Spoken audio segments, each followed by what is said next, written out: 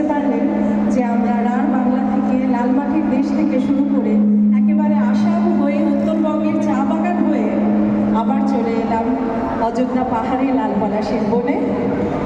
ঝুমুর গান কিন্তু যারা গায় অরিজিনাল রাঢ় বাংলার লোকজন, তারা ভীষণ গরিব। তাদের এই গানটা গাওয়া হয় হাড় ভাঙা পরিশ্রমের পর, সারাদিনের খাটুনির পর